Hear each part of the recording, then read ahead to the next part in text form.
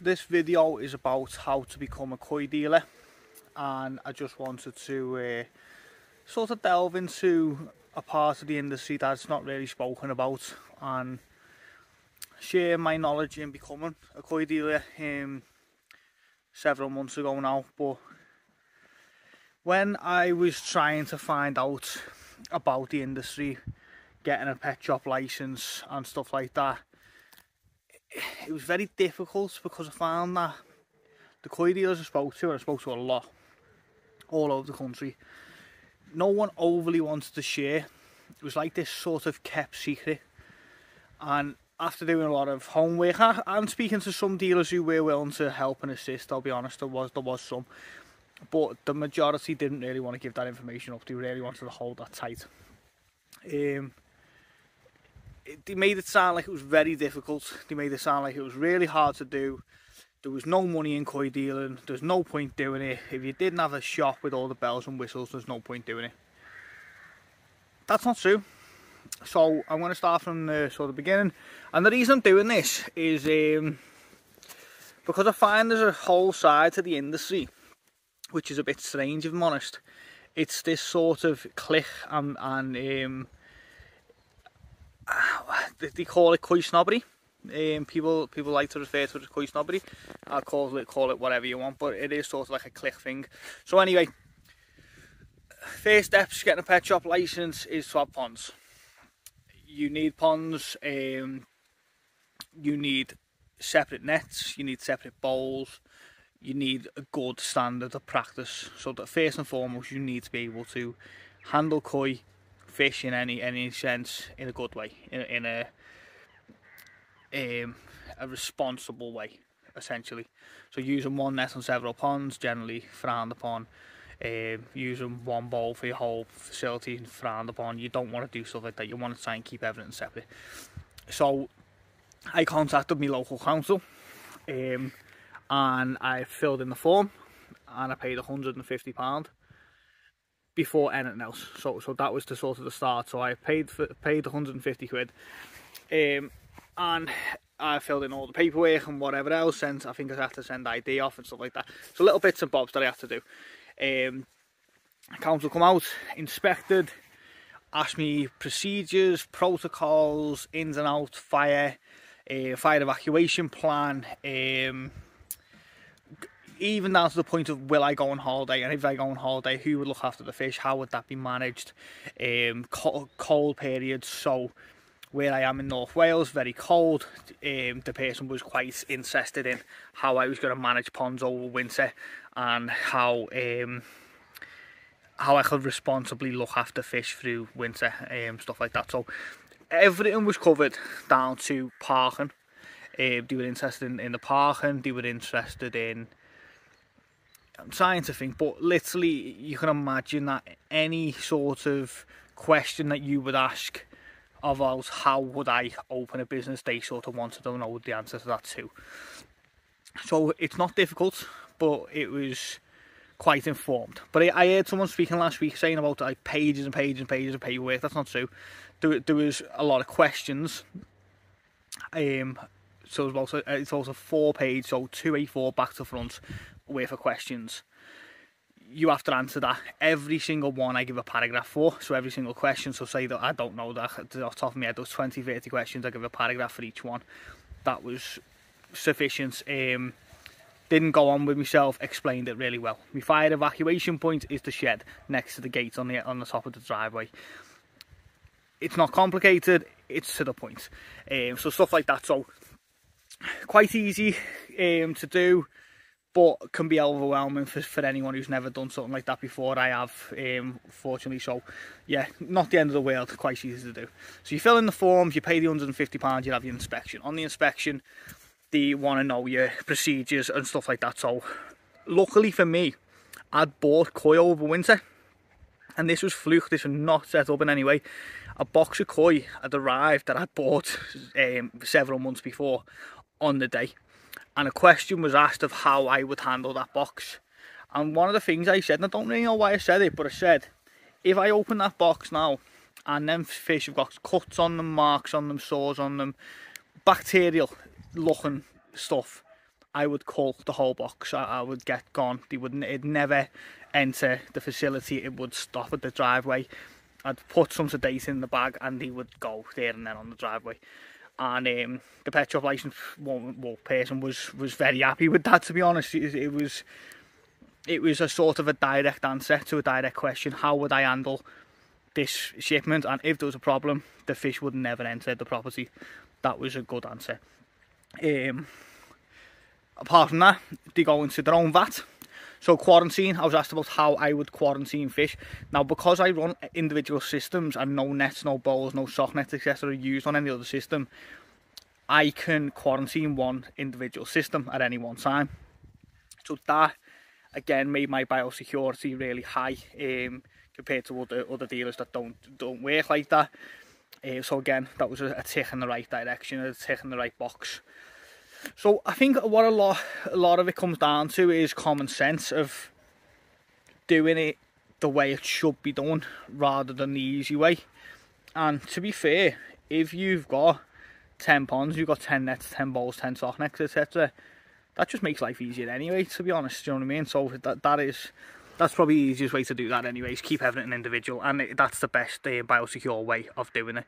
Biosecurity is one of them things that people sort of get really over the top with, like biosecurity. All biosecurity means is keeping essentially water, fish separate. So if I'm dealing with one lot of fish in one pond, I wash my hands before I go to another one. It's not this sort of big chemistry behind the scenes. It's just cleanliness, essentially. It's good practice. It's keeping nets away from other ponds and stuff like that. So that's all the biosecurity means. A lot of dealers rave on about biosecurity as if they're the only ones that don't use the same net on two vats. It's quite simple, really. Most koi keepers won't cross nets and stuff like that. So it's no big secret, really. It's just good practice again. So at that point, inspection good, paid for my license, filled in the paperwork, all good.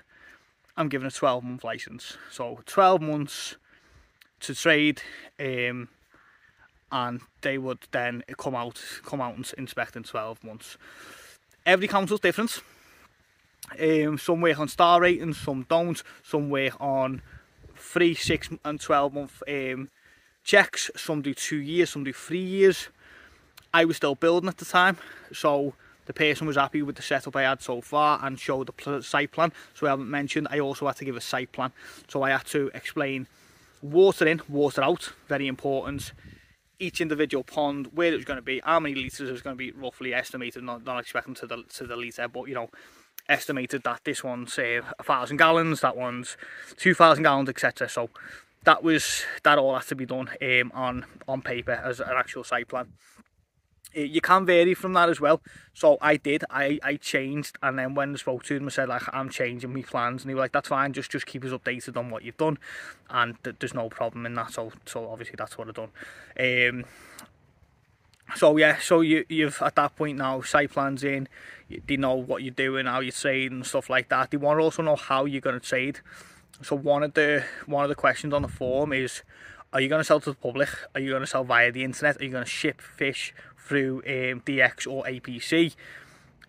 Are you going to sell wholesale? So I ticked yes for everything, so I can sell in any way. So I can become a wholesaler, I can sell to the public, I can sell via the internet, I can go to events. I ticked for everything because of, well, why not?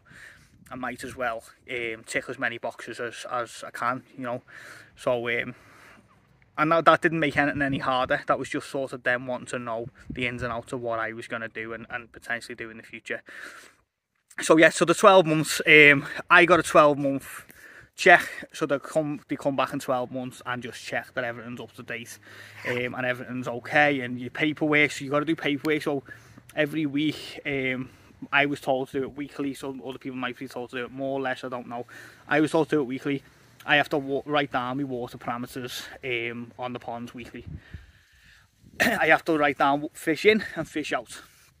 So when I buy boxes, I haven't got to write, like, I got 1 Goshki, 3 shower, 2 Sanker. I'm going to do that. I've just got to say 25 fish come from 25 fish of 20 to 25 cm come from this place.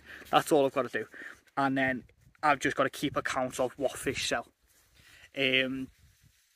So that's fairly easy, because any good business would keep account on what they sell anyway, so that's not hard to write down that you've sold a fish and stuff like that. So that's fairly easy as well. And yeah, so I'm not necessarily telling any sort of trade secrets here. It's just that I just want to sort of show that it is simple, because I was having a conversation with someone earlier today, and he's saying about, like, a lot of people are becoming koi dealers, if you like. The word koi dealer, I'm going to jump onto that quickly, it's just a term. No one is a koi dealer.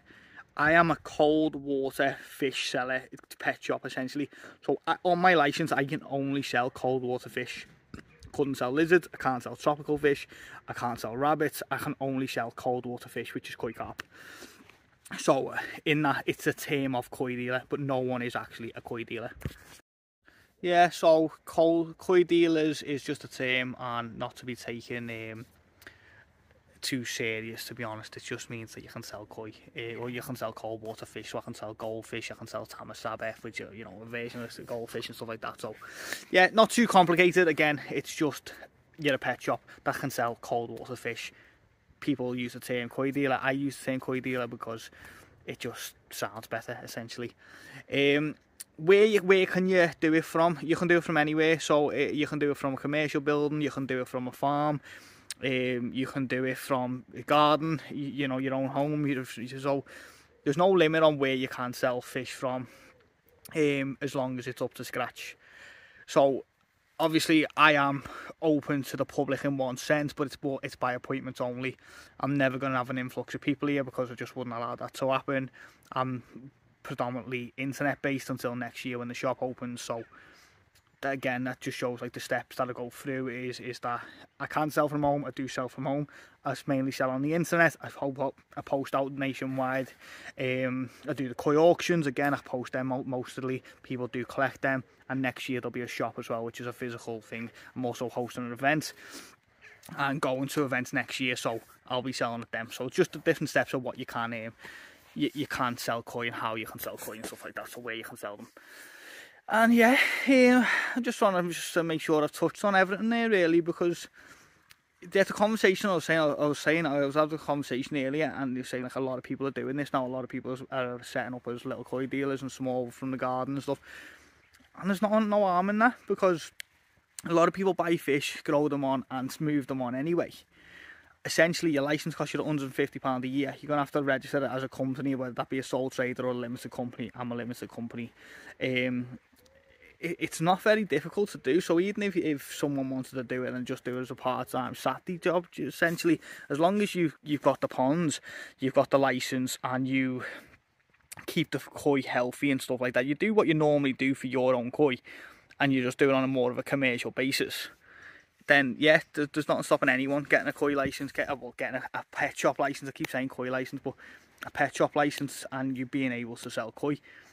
It's quite an easy process. I think it's complicated a lot on the internet. People make it sound like it's very difficult. The reason I'm saying all this, because it's not going to be in my best interest, but essentially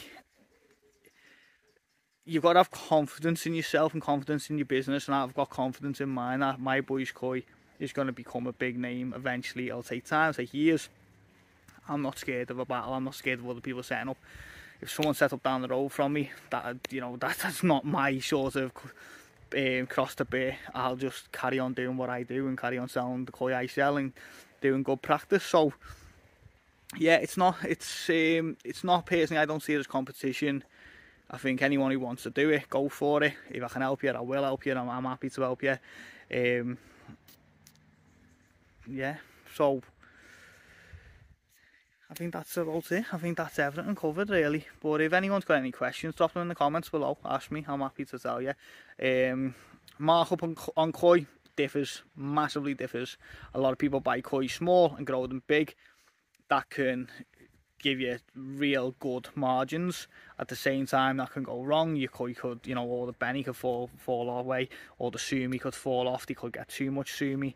That can mess up as well. I think there is okay margins in selling koi. I don't think necessarily going to become a millionaire just selling fish from your back garden. I don't think that's happening, to be honest. Not to say someone probably hasn't done that, but I think the majority of people might make a living out of it. The people who make big money out of it generally put big money into it.